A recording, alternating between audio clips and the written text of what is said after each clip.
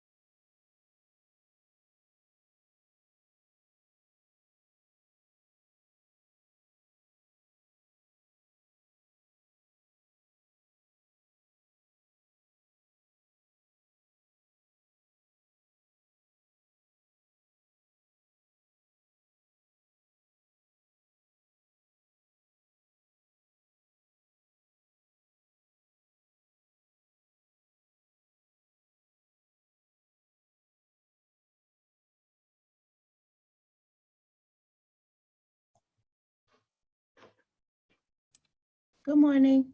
Good morning, Sherry. Good morning. Hey, Carolyn.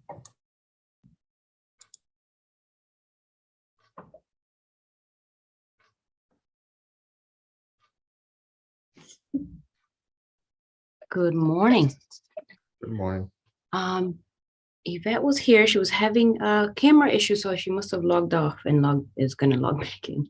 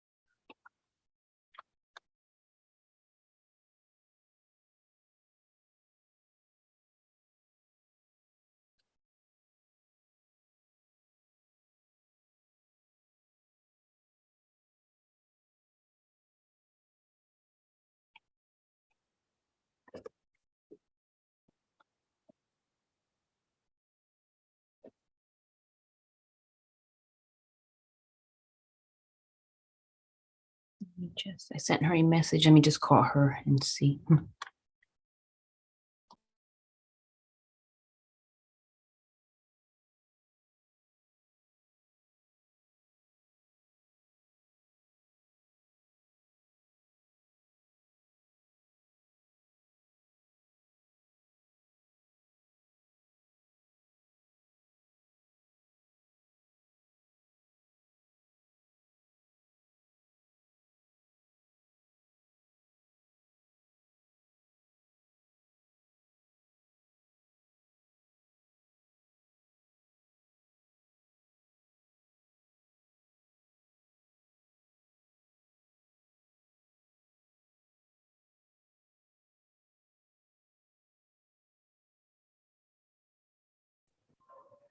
Good morning, I'm here.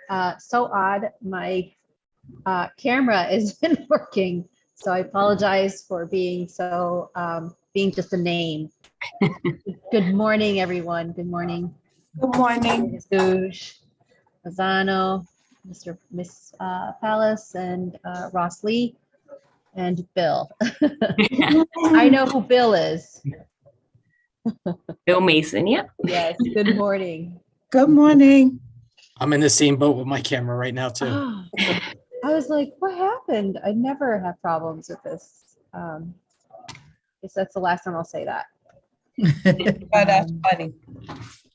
And just so you know, I have messaged Ms. Brody, who's the other member of the committee. I have yet to hear back, but feel free to begin.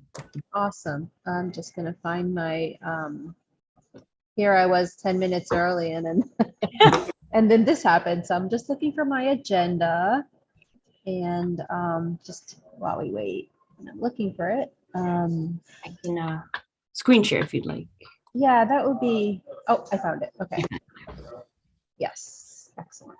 All right, fantastic. I'm so sorry, everyone. I'm usually better prepared and early and on time and also have my graphics. So good morning, everyone. Thank you for tuning in to today's live stream of the School Choice and Facilities Committee meeting. Today's June 2nd, but you probably already know that from the description. And I'd like to kick off this meeting and just welcome everyone. I'd love to see your faces every month. So it is wonderful to be with you today. First on our agenda, which I believe is probably available on board docs. Thank you, Christina. The first line on our agenda is an update from the Office of Enrollment and School Choice.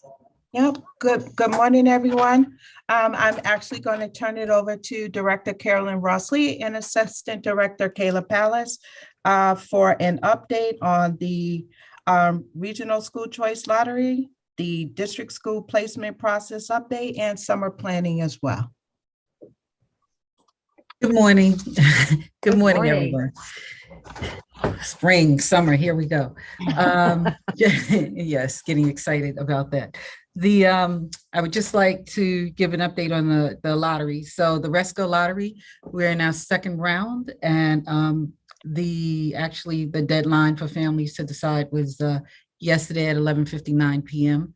We for the second round, for the first round we sent out 2,468 seats.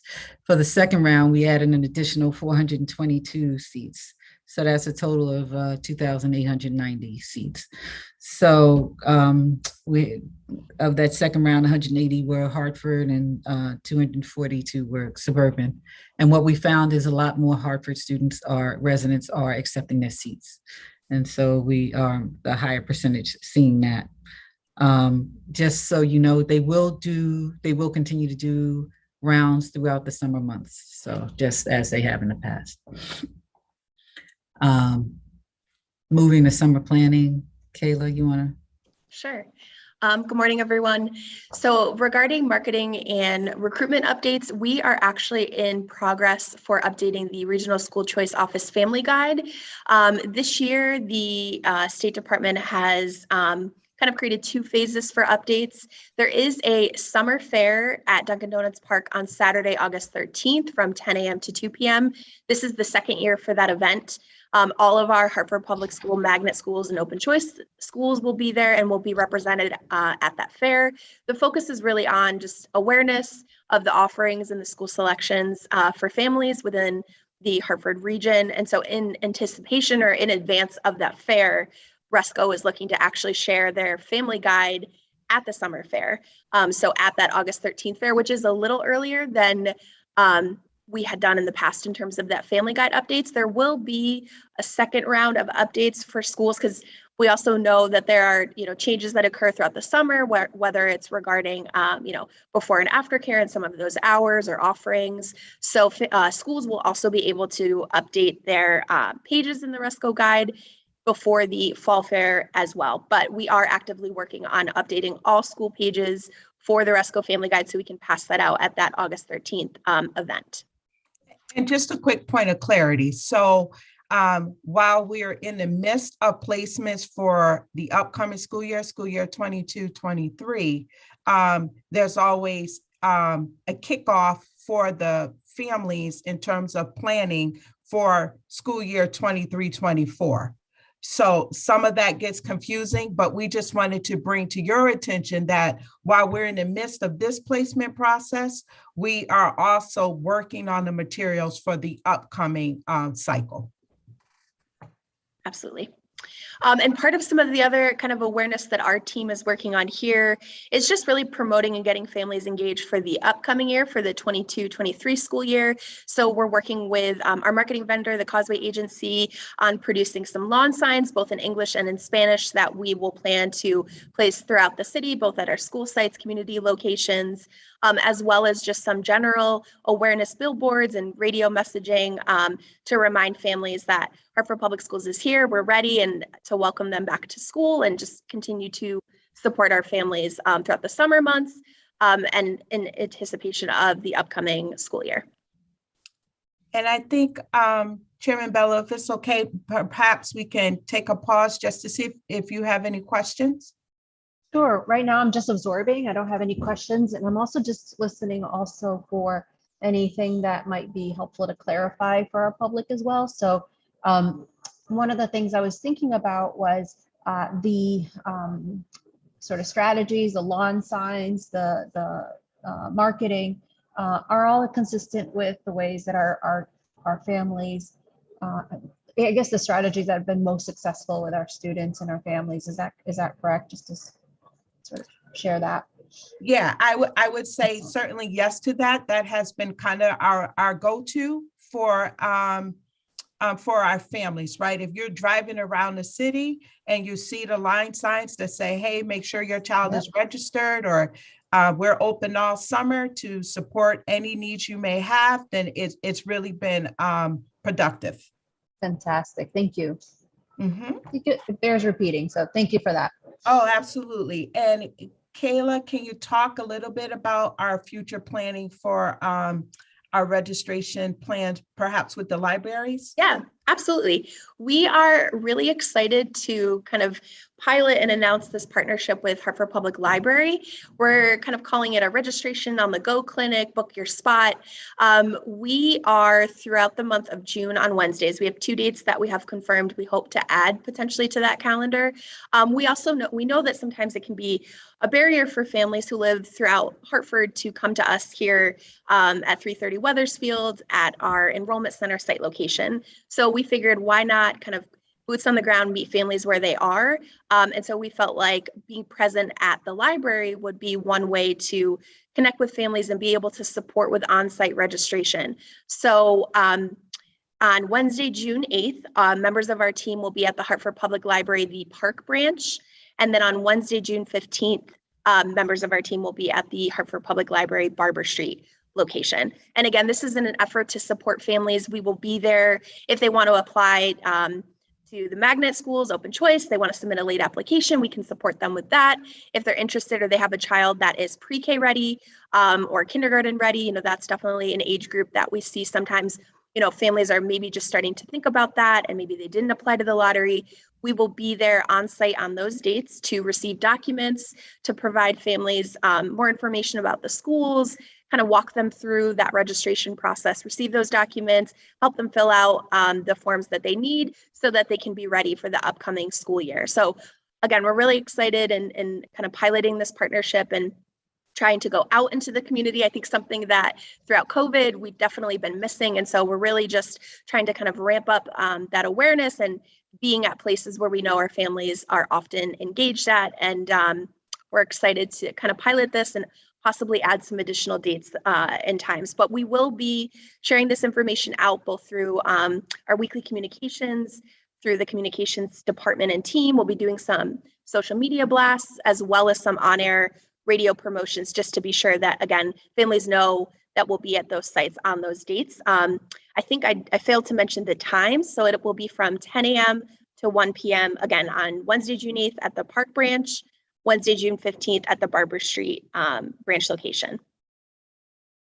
Fantastic. I was just going to ask you again, if you could just repeat those locations, dates, and times, it would be great. Thank you so much for that. It's an exciting partnership. The Hartford Public Library is definitely a strong resource in communities that need to hear this message. So fantastic.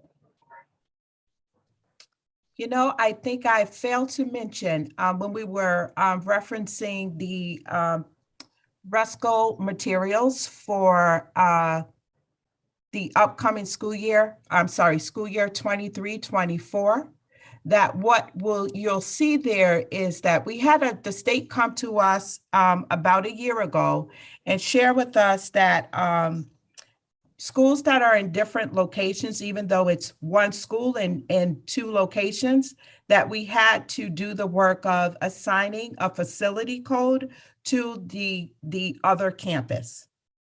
So again, for instance, we have Hartford Pre-K Magnet.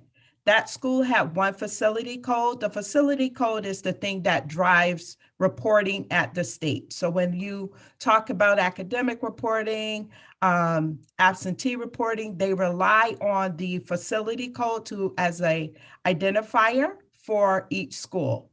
The state came and said, hey, we know that these schools are in two locations. For our reporting, we would like to assign another facility code, not like to, requiring that you assign another facility code to the other campus. So what you'll begin to see is that Hartford Pre-K Magnet will now say Hartford Pre-K Magnet North Campus and South Campus. So our North Campus is where they're co-located with Global, and our South Campus is where they're co-located with Burns. Same is the case with Kinsella Performing Arts Magnet School. We have two locations, one on Van Block Avenue and one that's co-located with Weaver. So what you'll start to see is it says Kinsella Performing Magnets Art School Pre-K 8 campus and Kinsella Performing Arts School High School campus. So I just wanted to make sure that we brought this to your attention, just because we will be adding that verbiage to the end of each school name. Got it. Does it have any impact on the way we track information or see the information or the way parents sign up and what, sort of what is that impact? Yeah, yep. And so I'm gonna let Kayla take that for me because I know she's been most involved with it. But what I will say is that just an overview of is one, certainly parents will have more clarity about which campus they're applying to. And two, again, this is about the state reporting. So for instance, when we talk about compliance of our schools, compliance for these schools have been based on one campus. And when I say compliance, I'm talking about the chef compliance in terms of desegregation, our desegregation goals. So when that is calculated for these schools, it will be calculated based on the campus and not the entire school. Kayla, did I cover it, or is there more? No, absolutely. I think when we met with the Office of Performance, they shared that really like internally, when we're talking from Hartford Public Schools, there really probably won't be much of a shift. It's more of the external reporting at the state level. As Chief Davis Googe just indicated, they report out by facility code and not by school names. So in some of those reportings for Kinsella, some things may be different, like when it comes to the state accountability or state improvement plans. If those were to arise. At this point, neither school is in that discussion or part of that planning. But should that change, then there may be two plans that we would see. But at the district level, I don't think there's anything that families really will notice. It may just be in the RESCO catalog or in some of the materials, they may see the names that we just indicated for both schools. So appreciate it. Thank you. Yeah, so essentially, we're just saying one school, two campuses, and really just pulling that string for families to understand. Yeah, I like that. I like that they all understand exactly where they're applying to, Right. and so that's a great sort of unintended impact for positive. I just want to welcome Board Member Brody. Good morning, Shante. We got started. We're just in item 1 and hearing the school choice enrollment updates. Good morning, everyone. Thank you. Good morning. So I believe that concludes the Office of Enrollment and School Choice update. Great. All right, we can move on to item number 2, facilities and construction update. And I know we have some pending items, so I'm all ears. Yep. And so Mr. Bozano and I will tag team this section. There's a lot here. I think I'll just kick us off by starting with the Buckley project update. We shared in our previous meetings that a change in state leadership had caused a pause in the project, in that they needed some clarification on the space waiver, our plans for bringing on the administrative facilities onto the campus, print shop, commissary, the regional school choice office, and there was just some information needed to move forward with that project. Where we landed is that it ended up in special legislation and submitted by the city and approved by the state, which we are very pleased with. So those things have been resolved. Claudio, anything we should add there? I mean, we talked about the space waiver in the past, and we also did a deep dive into the other facilities that will also be included on the campus. So again, just happy to say that those issues have been resolved. Where we are now is that we are in a value engineering process to mitigate increased costs due to delays related to COVID impact. And so just, you know, what has happened during COVID is that there's been a strain in the supply chain on materials, as well as cost escalations due to this. So we're working with the city and the project manager, not to change the scope of the work, but just to see how we can find ways to mitigate the costs that don't really impact the scope of work that is planned for the full project. Anything else there, Claudio? No, Okay. our intent is always to make sure that the programming is not impacted, but looking at what materials are being used and how to create better efficiencies to reduce some of this cost that we're facing right now. And so due to all that has transpired, we do expect that there'll be an adjustment to the date of completion. We haven't finalized that date with the city or the project manager, so I won't here give that date, but I do believe, because of all that's transpired, that the date of return will be adjusted. Oh, there you are. Thank you. I'm sorry. I just realized there's a button on the side. Anyway, who knew? Anyway, sorry to interrupt. I was so excited to see you guys. All right, great. So any questions on the Buckley project update? So just gonna ask Shantae if she has any questions about that. I don't. Okay. I was going right where you were, right before you spoke about sort of the cost mitigation. That's where I was going to go, sort of like, how do we stay in budget without risking, obviously, the structure, the state safety, the scope of the project. But thank you for adding that. Mm-hmm.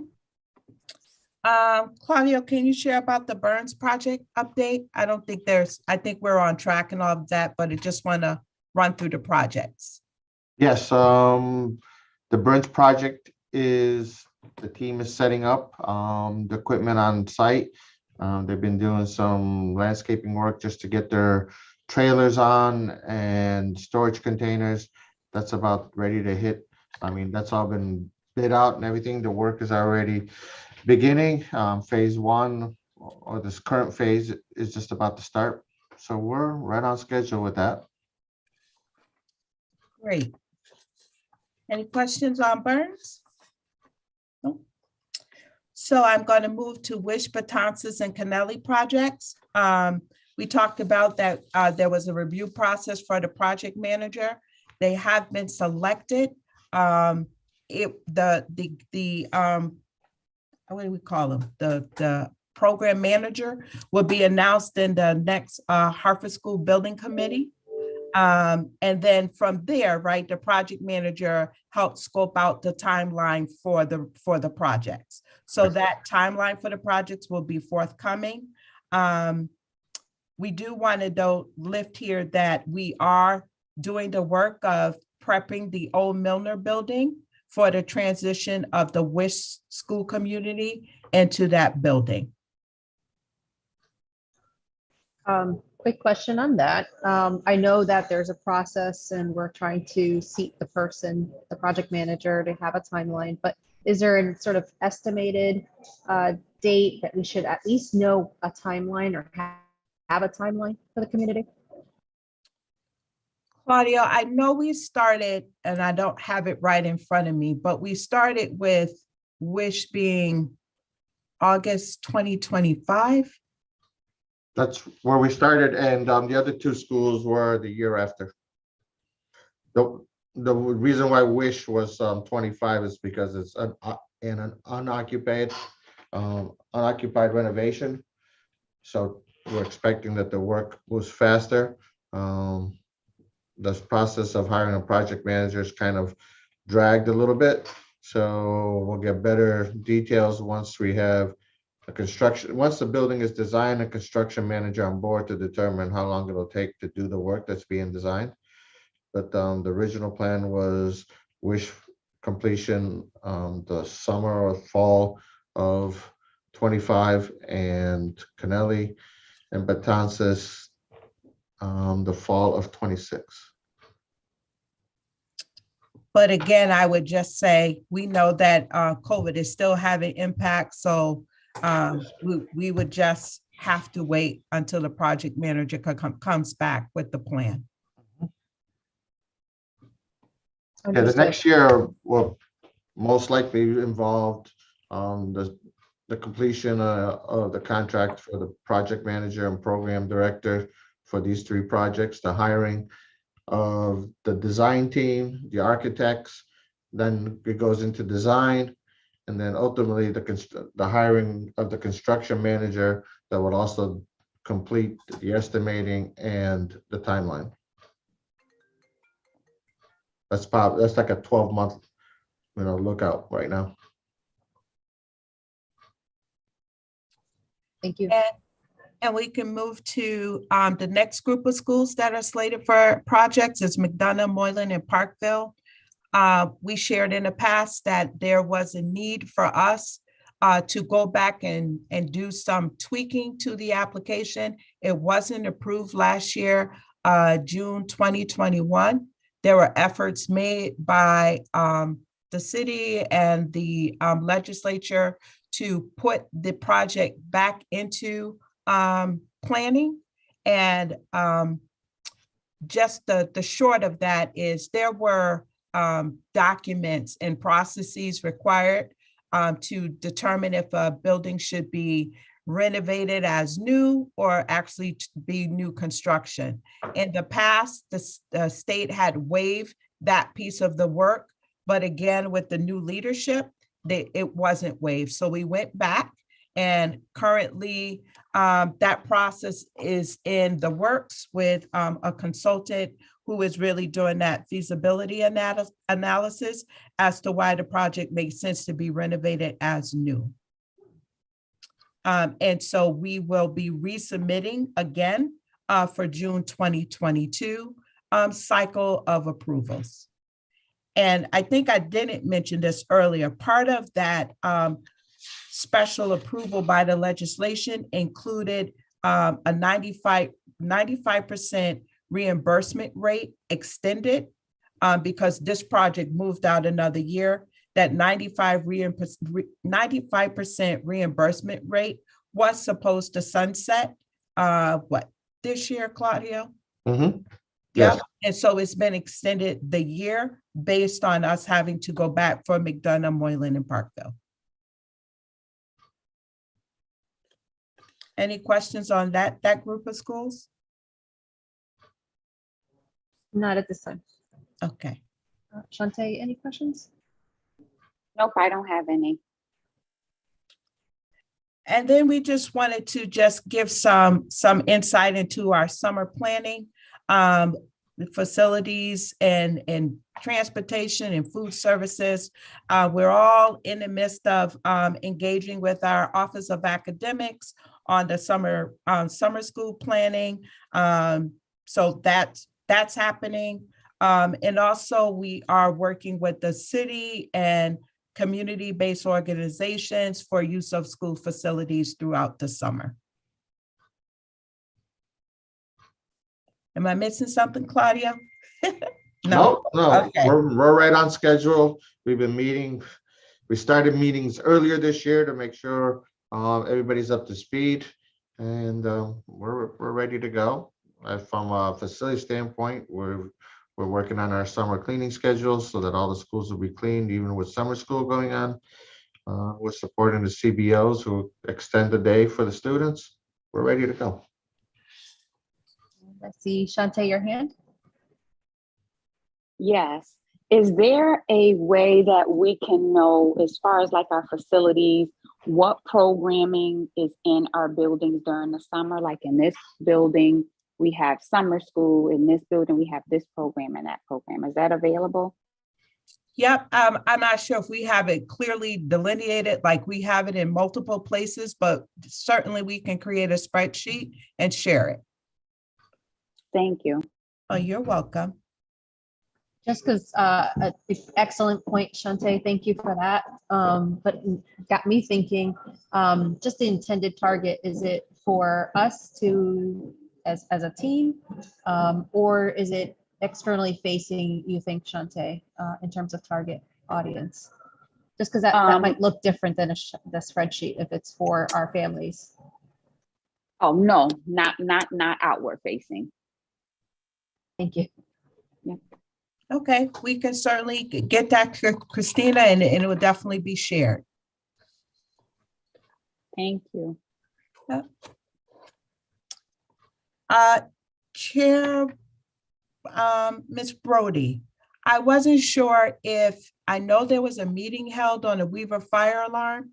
I'm not sure if you wanted to share here about that meeting to give an update, or no, or not. I just wanted to make sure that we didn't lose sight of the progress in this meeting.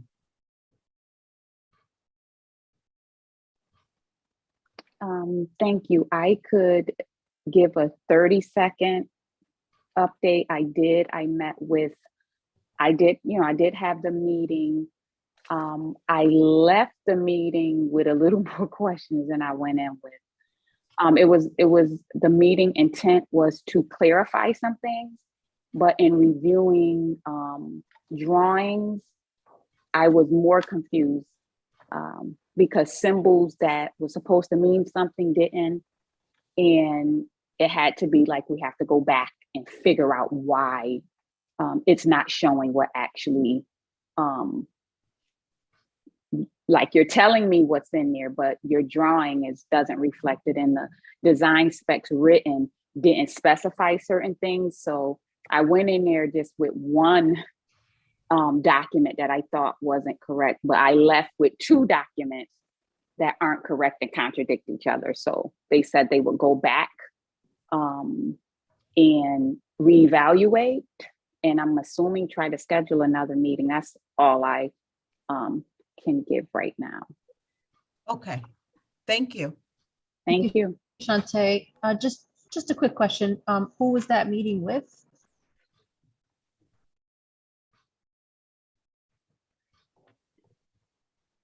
And I did not want to give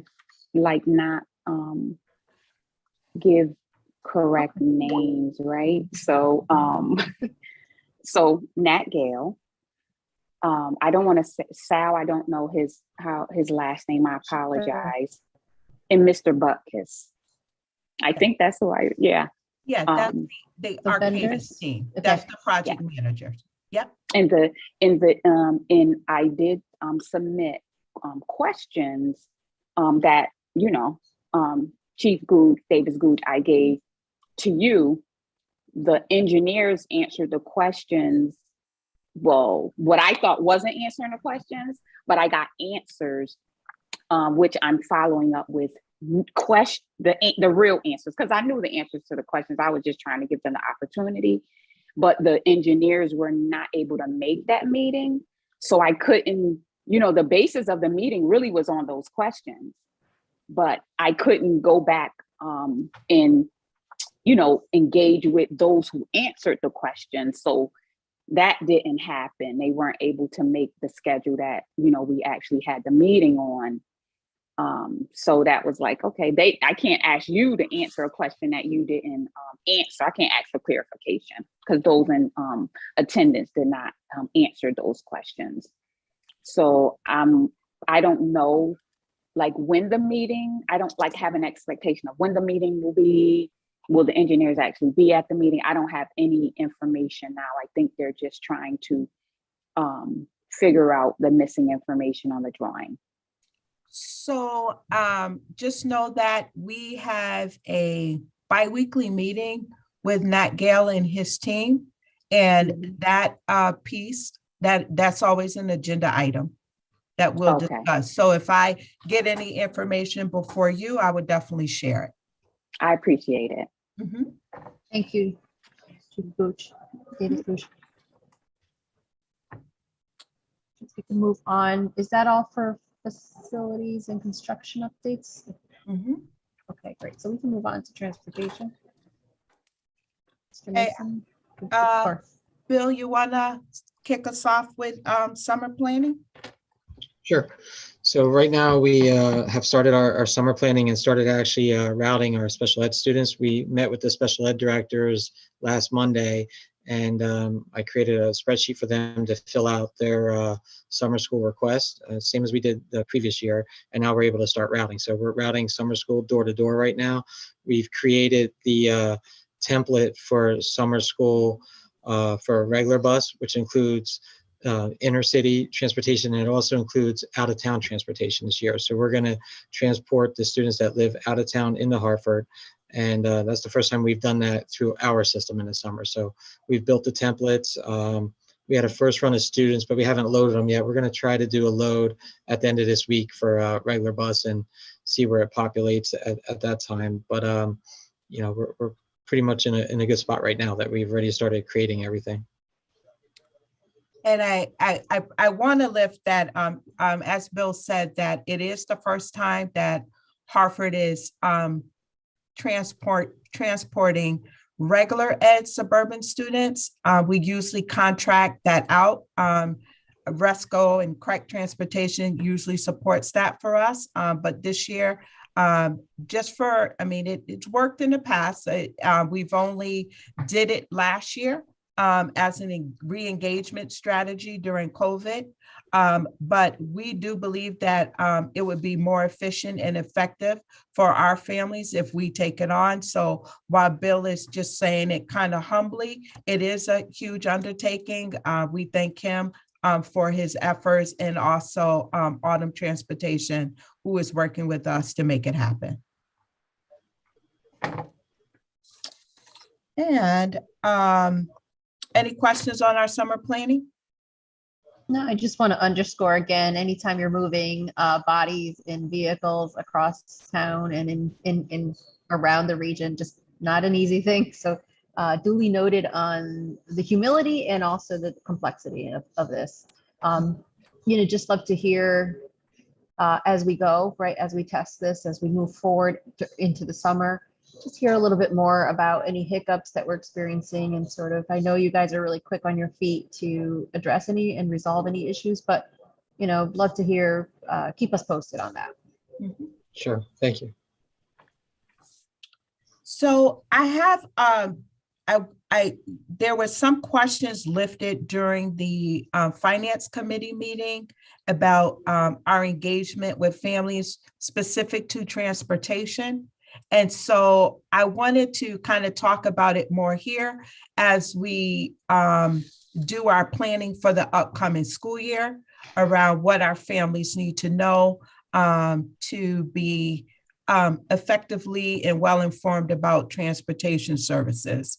So I can start with saying that, right, we clearly communicate our transportation guidelines in terms of who's eligible, right? We do that on a regular basis.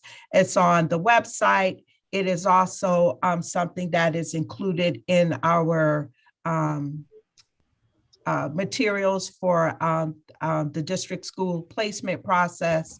And so I'm clear that we can go deeper into that sharing of information. Some things I think I've heard is about families' ability to connect and discuss any concerns about bus stop location. And so, Ms. Brody, if possible, can you share with us like just those touch points that you think we should do a deeper dive into for our families? And so that will help us inform our one pager or whatever information we're communicating out between now and the start of school.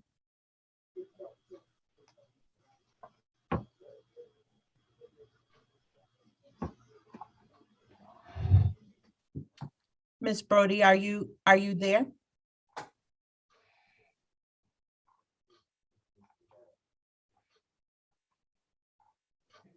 Yes, I'm sorry. I was distracted. I apologize. Oh, that's okay. Did you hear my question? No, please repeat it. I Oh, heard no the first problem. part of it.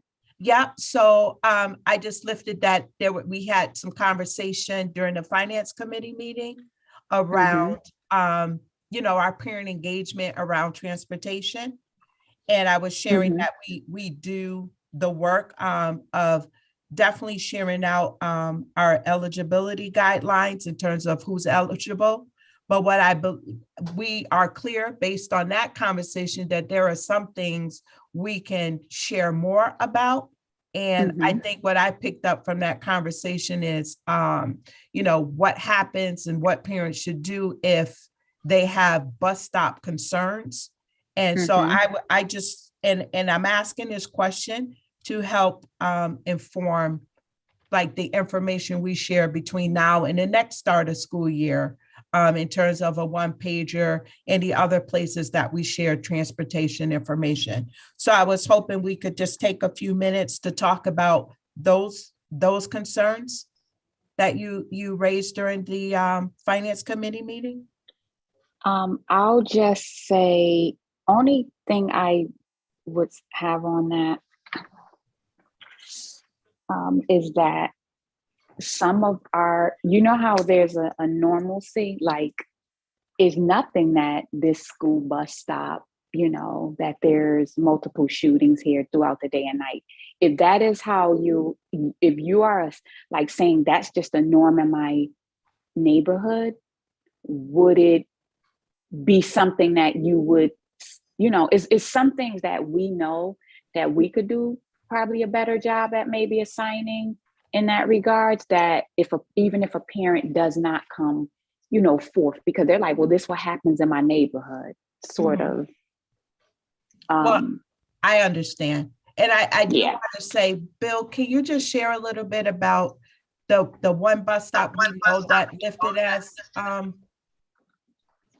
one that could be shifted and should be shifted? The one that we talked about with Pavilion in Maine? Yes. Yep. So we did shift Pavilion in Maine, and we moved it to different locations depending on which where the students were.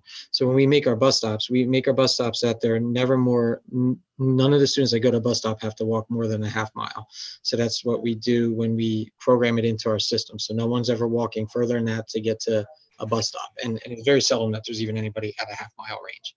But we make it like that. So then when we move them, and we broke up Pavilion in Maine, we had to move it into different locations to still accommodate everybody. So we separated that up, and it was a little bit difficult there, right? We have a crossing guard already at Pavilion in Maine, and we try on busy streets like that to try to stay where there is a crossing guard. They're not there the whole time during the day.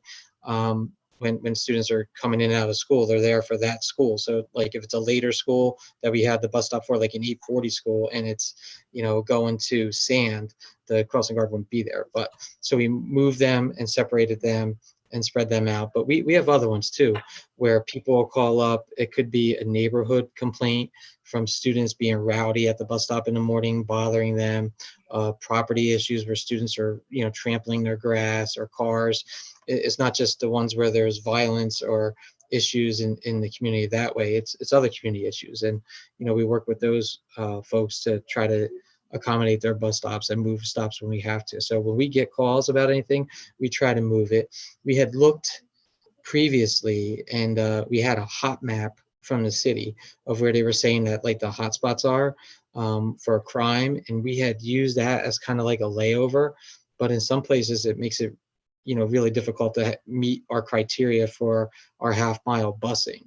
And I think that's going back to what you had just asked and said that, is it just a neighborhood thing, or is it something, that's just my neighborhood that people think, it does make it more difficult. But we did have that, and we did use that as an attempt. I think it was 2 years ago when we routed that fall school year.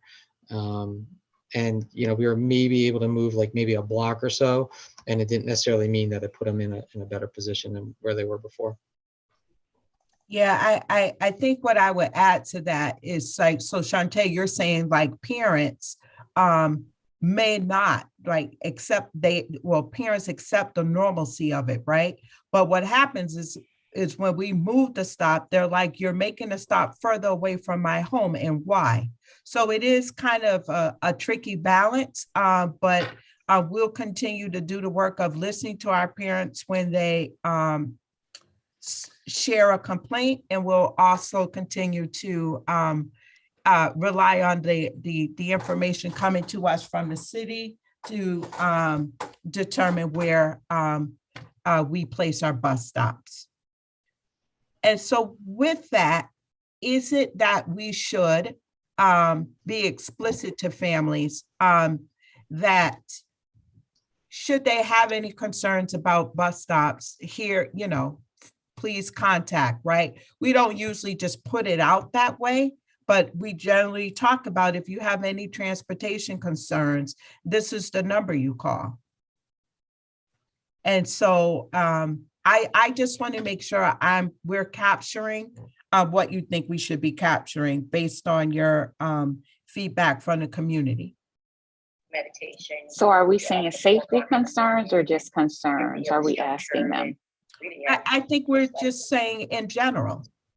Yeah. Because just as Bill just shared, right? Those calls come in and they're discussed and addressed. And so from our lens, we believe that the family engagement is happening. But we just want to make sure that from what you're hearing, that you're in agreement. Yes, thank you. Okay. I think I'm not sure if this is already happening, but using also the 311 system is also a way to get resident feedback. I know that they have a bunch of options, residents can use to report like potholes and illegal dumping and what have you. Perhaps there's a way we could work with that system to include transportation for school. What I can also say, if anytime there's a complaint, whether it's a transportation complaint, whether it's a placement complaint that actually goes directly to the city does the work of transferring and sending communication to us, so it is addressed. But we haven't explored the 311, so thank you for that.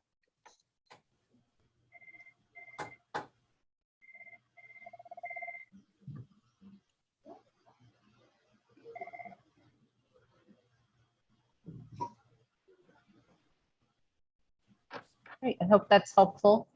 Any other updates for transportation? No, not for me, no. Chief Davis Bouge? Nope, that concludes our reports. Great. And then, I'm sorry, go ahead. Oh, you're on mute. Just, sorry about that. We didn't mention that we also ran a district lottery placement process and managed to make 325 offers and we ran that on May 13th, and parents have been informed and are also registering. Just wanted to get that on the record.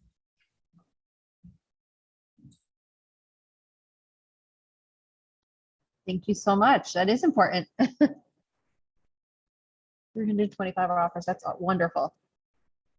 That's wonderful. I'm just going to feel the room. Any last questions from Ms. Brody?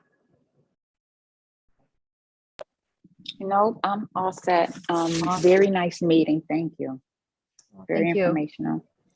Thank you, everyone. If there's nothing else, I'd love to wish you a very good day. And I appreciate all of your work on behalf of the school board. Thank Thank you. you